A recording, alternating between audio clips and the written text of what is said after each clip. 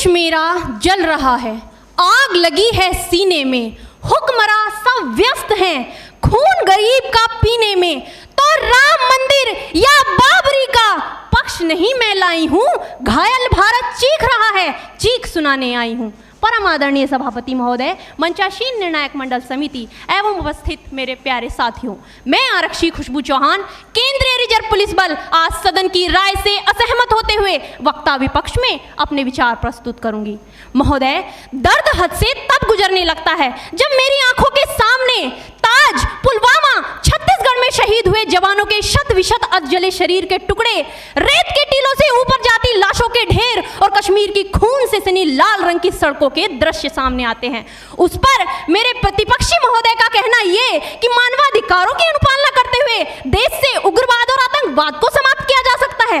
महोदय, अब तो हमारा तिरंगा झंडा भी हमसे ये पूछने लगा है कि क्या बात है भारत, आजकल फहराने से ज्यादा मैं कफन में दफनाने के क्यों काम आ रहा हूँ।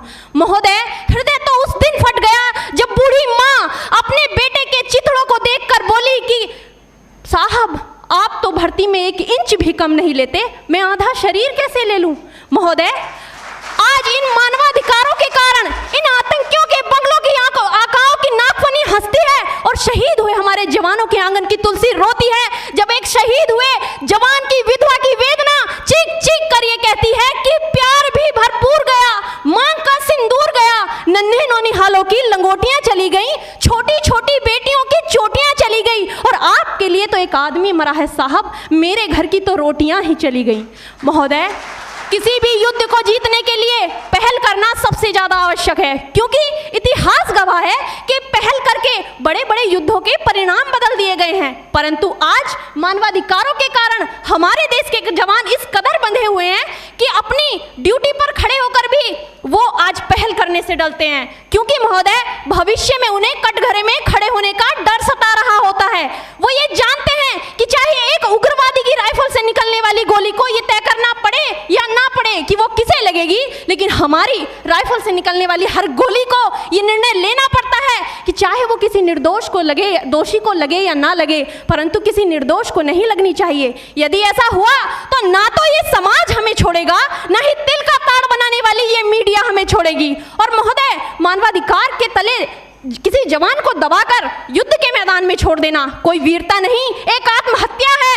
क्योंकि महोदय, फूल को श्रृंगार दो ये मुमकिन नहीं और एक वीर को झनकार दो ये मुमकिन नहीं। जो हाथ बांध दे सेना के, ऐसे मानवाधिकार का पालन संभव नहीं।